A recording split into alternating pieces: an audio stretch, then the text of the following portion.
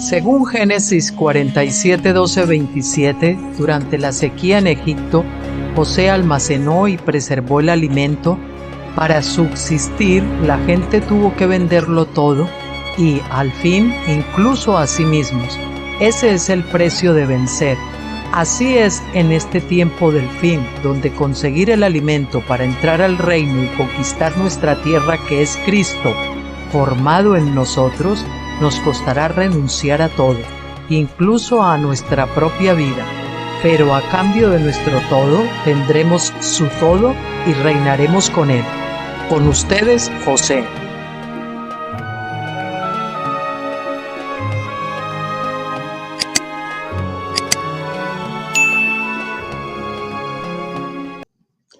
Muy buenas tardes, queridos amigos y hermanos, ¿cómo están? Feliz comienzo de semana a todos. Bueno, tienen en pantalla el capítulo 2 que se titula El primer gran mandamiento, que se supone que era el que íbamos a ver hoy, pero lo vamos a dejar para el miércoles, Dios mediante, porque hoy vamos a hacer un vídeo un poquito de la temporada. Yo hace mucho tiempo que no publico ese tipo de cosas, pero sí en mis blogs antiguamente he tenido bastantes posts sobre el tema de la Navidad, celebrar o no la Navidad, fiesta pagana, fiesta cristiana. Y vamos a tocar un poquito ese tema porque lo ha propiciado que el propio Stephen Jones haya sacado un blog, un weblog, un artículo hablando del asunto de los orígenes de la Navidad, ¿no? Y bien, pues hoy decirles que estamos a 23 del 12, víspera de Nochebuena ya, para los que celebren la Nochebuena. Y aquí en España ahora son las 17:56, casi a punto de dar las 6 de la tarde. Bueno, pues vamos a irnos entonces a lo que tenemos para hoy. Bien, antes de eso decirle pues que en mi blog Finisterre, que es el primero en mis blogs, si ustedes bajan por esta columna que yo les marco aquí a la derecha y bajan hasta los tópicos, verán que encontrarán que se titula Navidad, fiesta pagana, y aquí pues usted tiene varios, aquí salen 5 por página, pero si quiere mostrar todas las entradas que hablan de ese tópico, de ese etiqueta o label, como quieran, pues le van a salir ahí, ¿no? También tienen muchas entradas al respecto en este otro blog, Tabernáculos. Este es el blog que manejo en la actualidad junto con Graneros de José. Y aquí también tienen lo mismo en esta columna de la derecha. Si bajan hacia la página, pues se van a encontrar con esta etiqueta Navidad, que tiene también varias entradas por si alguno quiere profundizar y ver pues todo eso que yo he recogido, ¿no? La mayoría de ellas pues son precisamente denunciando que la Navidad no es una fiesta cristiana, sino más bien una fiesta pagana cristianizada, entre comillas, ¿no? Y bueno, pues Stephen Jones precisamente puso no, este no es, vamos a hacer este primero. El otro día, que yo no lo he publicado todavía en el blog, porque ya sí le pongo el enlace al vídeo para el que lo quiera leer, lo lea en el blog, y el que lo quiera ver pues grabado en YouTube, pues también pueda acudir a él. Bueno, y ha publicado un weblog un weblog antiguo, porque él en realidad lo publicó el 25 de diciembre del 2011. Se hace ya pues la friolera de 13, 14 años, ¿no? 2011 hasta 2024, sí, 13 años. Bien, y vamos a leerlo entonces y después vamos a comentar algunas cosas al respecto de este y de lo que porque yo también estaba preparando me había salido un artículo, luego lo veremos, de una página de noticias cristianas, hablando precisamente de los que estaban a favor de la Navidad y los que estaban en contra dentro del cristianismo, y es un resumen somero, pero bastante majo para para que ustedes vean las razones de estar a favor y las razones de los que están en contra, ¿no?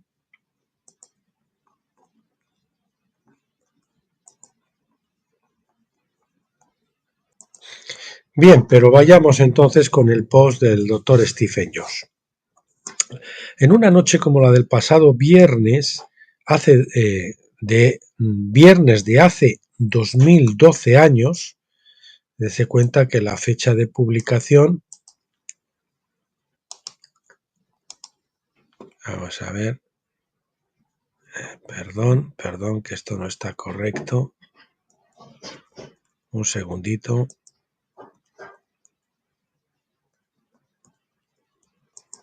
Bueno, se me habían cambiado, había letras de diferentes tamaños y eso es un poquito farragoso. Decíamos, en una noche como la del pasado viernes de hace 2012 años, que fue la fecha de publicación del artículo, el 25 del 12 del 2011, un grupo de magos encontró un bebé en una casa de Belén. Fíjense que he puesto en negrita, un grupo de magos encontró un bebé en una casa, y lo de en una casa lo hemos subrayado, habiendo sido guiados hasta allí por el planeta Júpiter. La estrella en realidad pues era un planeta que se estaba desplazando por la bóveda celestial, Júpiter. El bebé tenía 3 meses en ese momento y había nacido antes en un establo. 3 meses antes en un establo. O sea que en realidad Jesús no nació en esa fecha del 25, sino que había nacido 3 meses antes en un establo. Nació en el establo 3 meses antes, pero luego en una casa es donde lo encontraron los magos allá en Belén. La posada probablemente ya se había despejado y entonces pues pudieron albergarse ya en esa casa José, María y el niño.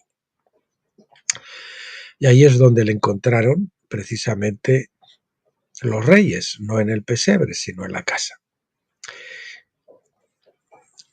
Digo, debido a las condiciones de hacinamiento en la posada local, estaba en un establo.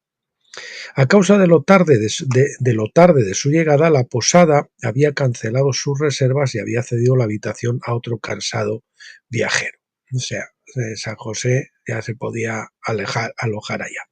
No sabemos si se encontraron con alguno de los pastores que habían ido al establo la noche en que nació, 3 meses antes. Es probable que los magos se encontraran con algunos de ellos, ya que no hay duda de que celebrarían estudios bíblicos nocturnos en la casa. Después de todo, el hacinamiento del Mesías en esas condiciones fue en gran medida inesperado y todos necesitaban una nueva comprensión de las profecías mesiánicas. Todos necesitaban una comprensión de las profecías mesiánicas. Todo había comenzado cuando Augusto César alcanzó su jubileo de plata, es decir, el 25 aniversario del día en que había sido proclamado Augusto en Roma, en el año 27 a.C. El Senado romano quería honrarlo como padre de la patria, Pater Patriae, por lo que aprobó el proyecto de ley por abrumadora mayoría y decretó que todos en el imperio debían ratificarlo con sus firmas. El proyecto de ley se aprobó en febrero del año 2 a.C. y en marzo enviaron a Quirino o Cirenio, su director de censos e impuestos, a Siria, es decir, Asia Menor, para comenzar con este trabajo del censo. Terminó a fines del verano y luego se trasladó a Palestina, que estaba bajo la jurisdicción de Siria en ese momento. El gobernador de Siria de ese tiempo estaba en Roma para participar en las celebraciones del jubileo y no querían regresar tan pronto por razones políticas. Quirino tenía un rango lo suficientemente alto como para asumir el puesto de vicegobernador mientras estaba allí. Por lo tanto, técnicamente era el gobernador de Siria cuando nació Jesús, porque digamos que estaba en sustitución del otro que estaba en Roma, o una suplencia temporal. Lucas 2, versículo 2, porque permaneció en su puesto al menos hasta octubre. Todos los ciudadanos debían registrar su firma en una copia del documento romano en sus ciudades de origen. Por ello, José llevó a su esposa María, que estaba embarazada, a Belén. Llegaron el día antes de la fiesta de trompetas y su hijo Jesús nació esa noche, el 28 al 29 de septiembre del 2 antes de Cristo, en la noche del 28 al 29 de septiembre del 2 antes de Cristo. Cumpliendo con esa fiesta, su nacimiento fue anunciado con la fanfarria habitual de trompetas a unos pastores justos que tomaron en serio el nacimiento del Mesías. Así que ya saben que el cumpleaños de Jesús es el 29 de septiembre. Mientras tanto, en la lejana Partia, la clase culta de los sabios, es decir, los magos, que actuaban como consejeros de los reyes y que eran expertos en los signos de los cielos, en las señales, vamos a poner, en las señales de los cielos, fueron testigos de un acontecimiento muy inusual. Júpiter, el planeta rey, coronó a Régulo, la estrella del rey, la estrella que estaba situada entre los pies del león, de Leo. Se cumplió así la profecía de Génesis 49:10. No se apartará el cetro de Judá, ni el legislador, que el legislador es Régulo, el regulador, de entre sus pies hasta que venga Silo. Bueno, recuerden que el cielo cuenta la gloria de Dios, ¿no? Y el firmamento la obra de sus manos. Estos magos sabían, por las enseñanzas de Daniel, que esto era una señal del nacimiento del Mesías en Judea. Después de todo, Daniel había sido designado jefe de los magos, como leemos en el primer capítulo de Daniel. Él continuó en el cargo, Daniel 1:20, hasta el reinado de Ciro, casi 70 años después. Daniel había tenido un gran impacto en los magos, pues había añadido a su conocimiento las profecías mesiánicas de las Escrituras. De hecho, en algún otro escrito, el doctor Stephen Jones dice que probablemente esos regalos de oro, incienso y mirra pertenecieron al tesoro que Daniel entregó como jefe de los magos en su tiempo para que estos lo llevaran cuando se produjera ese nacimiento allí al Señor. Eso pues no es lo que dice el doctor Stephen Jones. Yo no tengo otras fuentes que lo confirmen o lo denieguen. Puede ser factible, ¿no? Así, cuando Júpiter empezó a moverse en el cielo de este a oeste, lo siguieron hasta Judea. En la noche del 24 de diciembre del año 2 a.C., mientras observaban desde Jerusalén, Júpiter se cernió directamente sobre Belén y los condujo hasta el niño que buscaban. Para ese entonces Jesús tenía 3 meses de edad. De hecho, había pasado exactamente un año desde que fue concebido por el Espíritu Santo, cuando el ángel se le apareció a María en Lucas 1:36. Ese fue el momento en que el Mesías, es decir, Cristo, dejó su gloria como espíritu en el cielo y comenzó a crecer en la tierra como masa física. Alrededor del año 335 después de Cristo, un anciano bondadoso de Éfeso, llamado Nicolás, más tarde conocido como San Nicolás, decidió seguir el ejemplo de los Reyes Magos. Comenzó a dejar pequeños regalos en la puerta de los pobres la noche del 24 de diciembre de cada año. La idea se popularizó y se extendió rápidamente. A esa sencilla tradición se añadieron muchos otros detalles, algunos buenos y otros no tanto. Pasado el tiempo, juntaron la visita de los pastores con la de los Reyes Magos, juntaron las dos fechas y comenzaron a celebrarla como si fuera el verdadero cumpleaños de Cristo cuando no lo era. Ellos lo juntaron. Dice el doctor Jones, en mi opinión Jesús no se siente ofendido por ninguna de estas o de esas inexactitudes. Es la opinión del doctor Jones, que no se dice ofendido.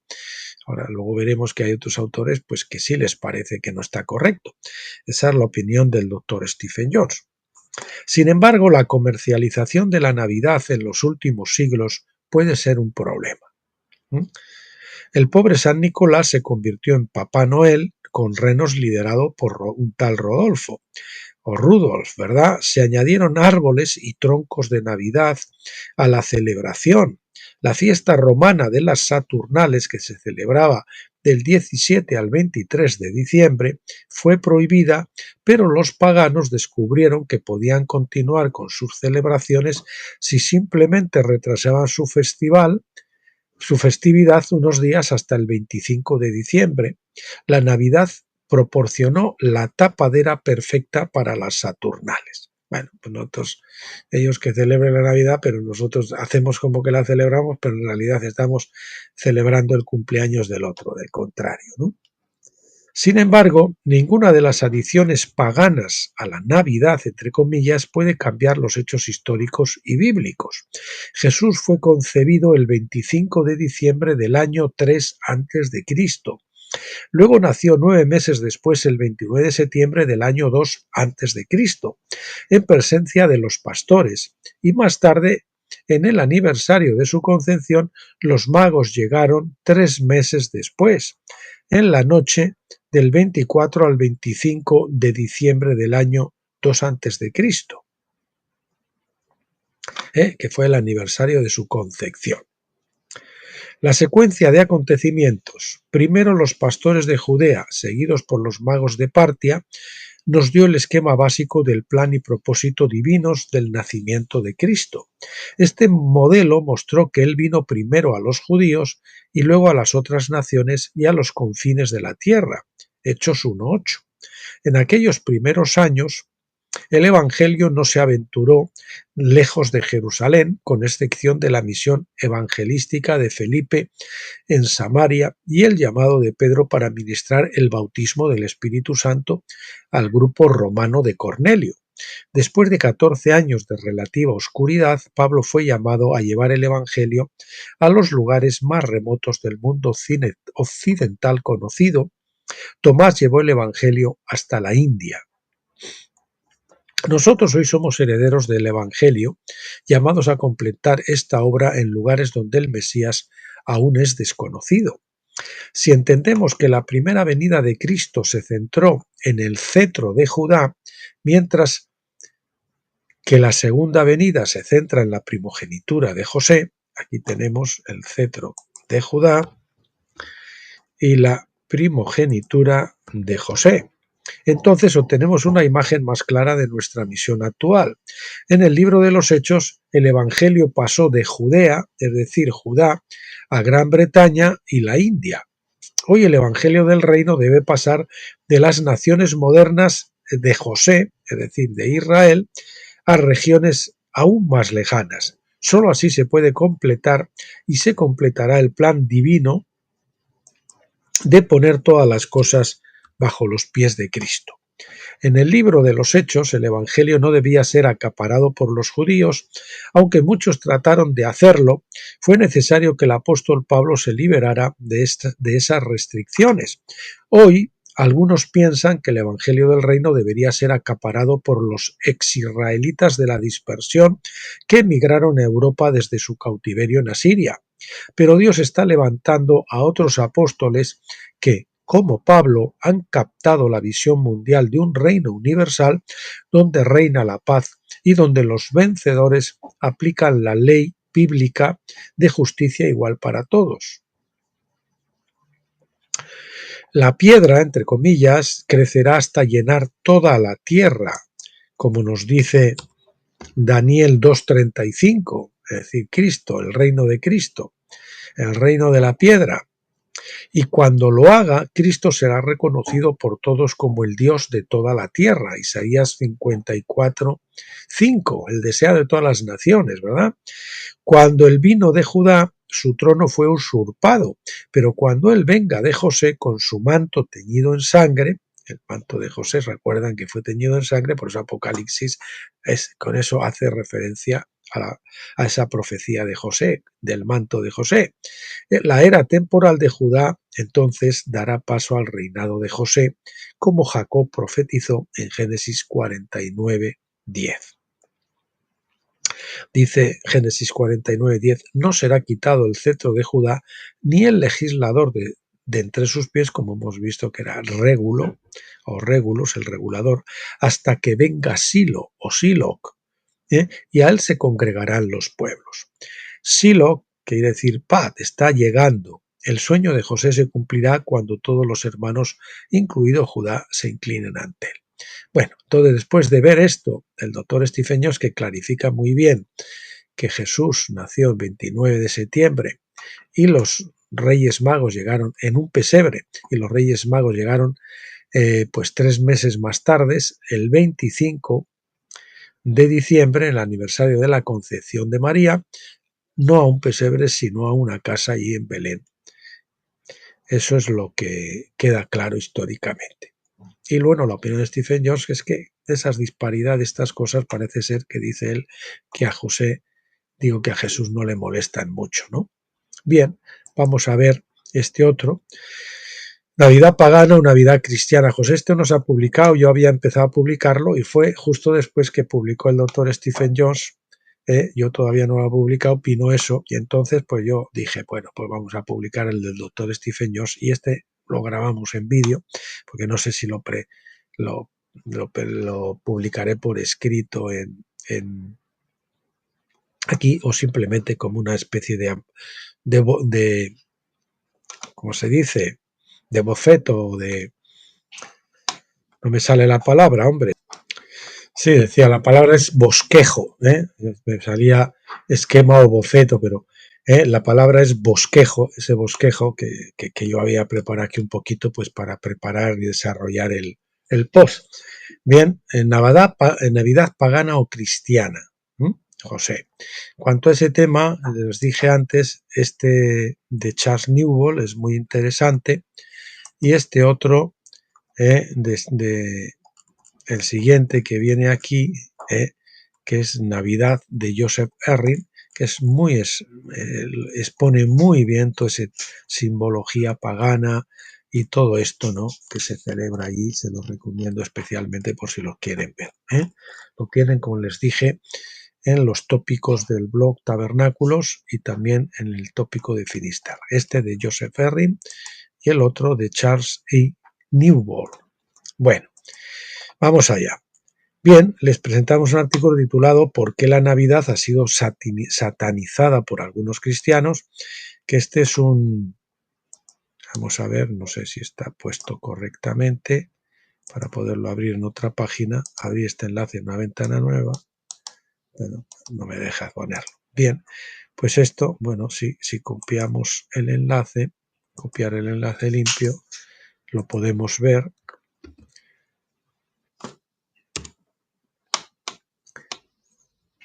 No, parece ser que no, que me coge el enlace.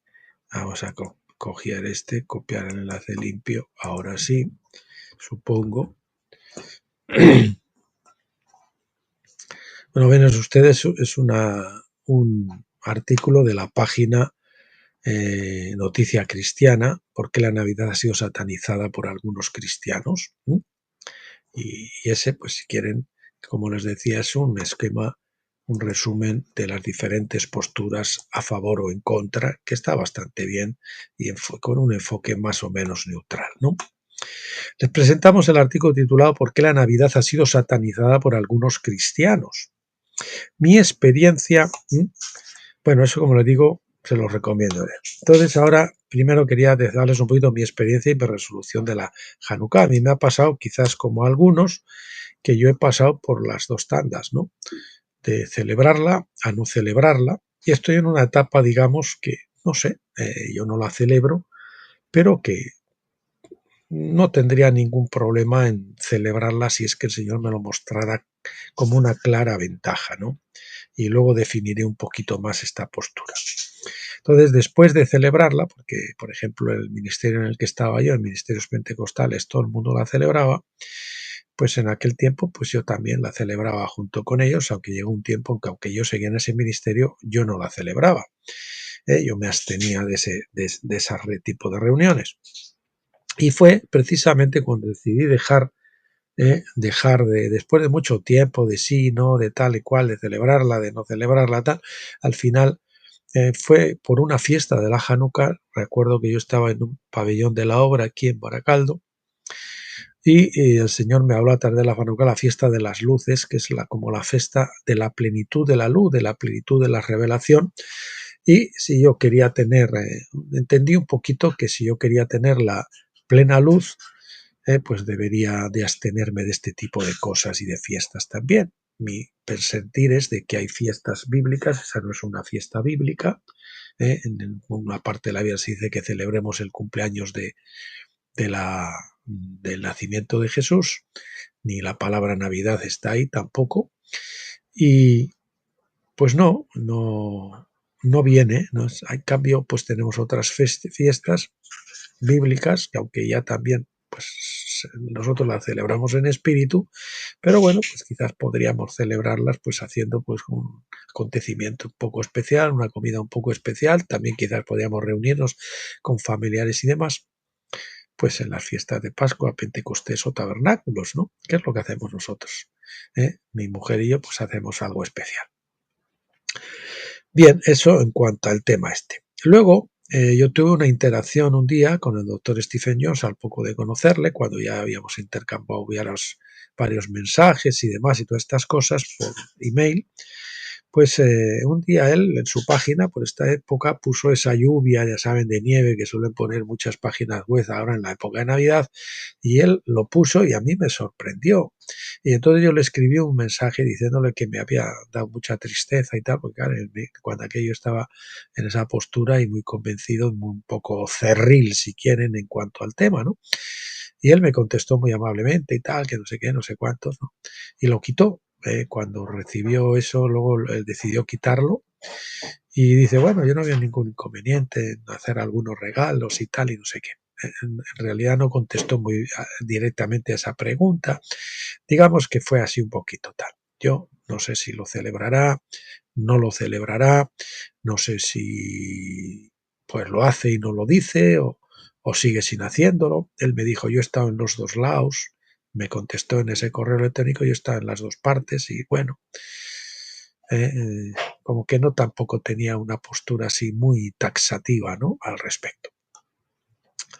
Bien, entonces yo le contesté, cuando le contesté le envié esto de Charles E. Newbold, que lo pueden ver precisamente en este post que les he mostrado antes, Fortalezas cristianizadas de la mente, del libro Fortalezas cristianizadas de la mente, eso de cristianizadas, ¿no?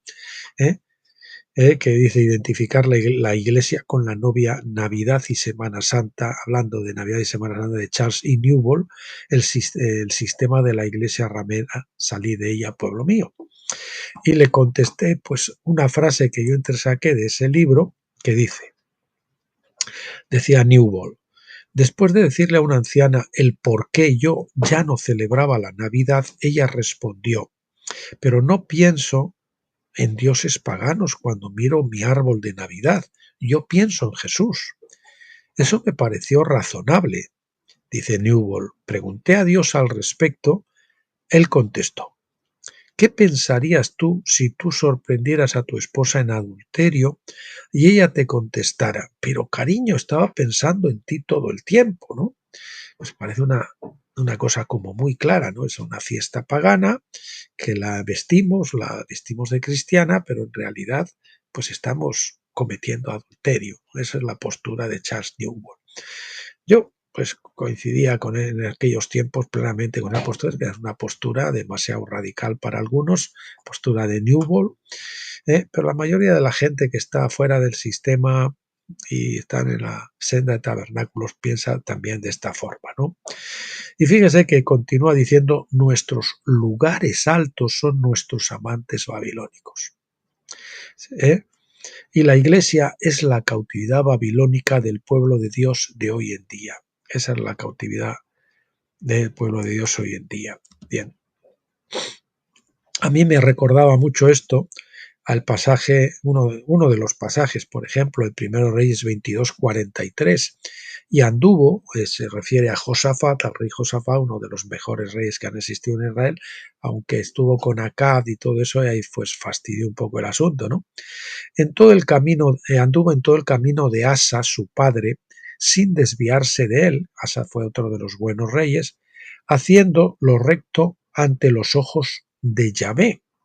Perdonen que a mí me gusta poner Yahvé. Yahvé.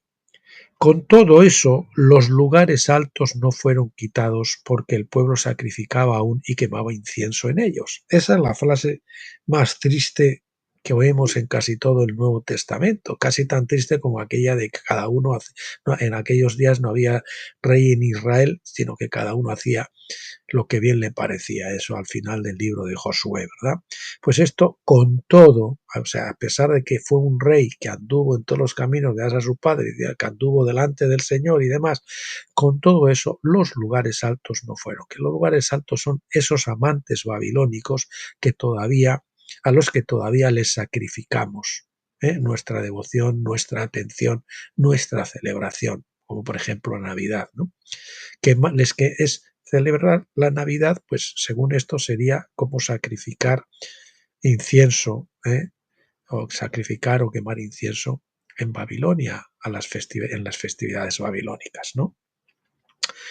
Bueno, luego pues la verdad, a mí me recuerdo a veces fiestas entrañables, sobre todo de la niñez y la juventud, con la familia, nos reuníamos, cantábamos, nos divertíamos, jugábamos a las cartas, pues era entrañable y todo lo esperábamos y era recibido, y luego pues los anuncios de la televisión, el romanticismo, las luces, los árboles, todo eso que hace especial la Navidad, ¿verdad? ¿Mm? Esos toques emocionales que nos seducen, esas luces del mundo que nos seducen. Y pues es entrañable y positivo todo eso, sí, pero no tanto, ¿no? Ahí tenemos comida, bebida, cánticos, juegos de cartas, codicia de dinero, codicia de regalos, embriaguez. En fin, había cosas que no, ¿no? A veces yo me recuerdo que 2 veces en mi vida me embriagué. Una fue en la boda de un amigo, cuando se casó un amigo mío, que de verdad que es que me mareé, ¿no? Y pues ganas de vomitar y todo eso, ¿no?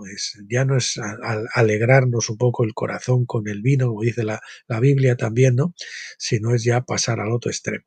Y otra vez también fue allá de chavala, y pues tendría 16 o 17 años que bebí demasiado y bueno, me fui a la habitación porque estaba con un colocón que me tumbé en la cama y nunca me había pasado eso, pero de esto que giraba la habitación y me lo pasé, pero fatal, fatal.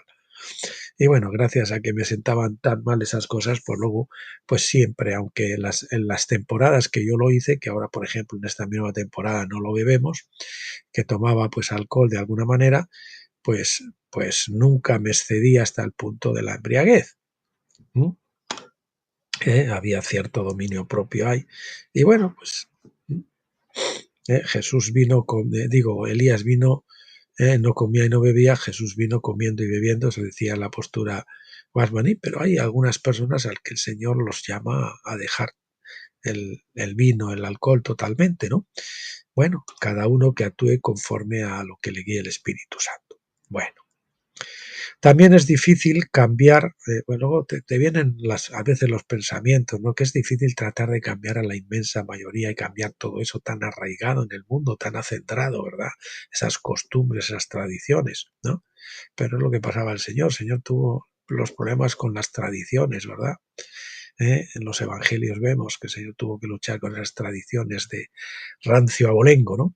Y a veces pues uno piensa, te dan ganas de no ser un motivo de discordia, de no dar la nota, pues, de tratar de agradar a la mayoría, ¿verdad? Eso es lo que nos pide muchas veces el sentimentalismo.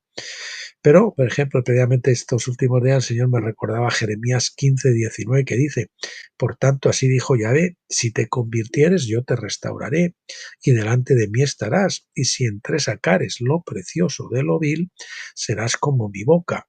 Y dice, conviértanse ellos a ti y no te conviertas tú a ellos. Esto debería estar todo en mayúsculas, no sé por qué no está.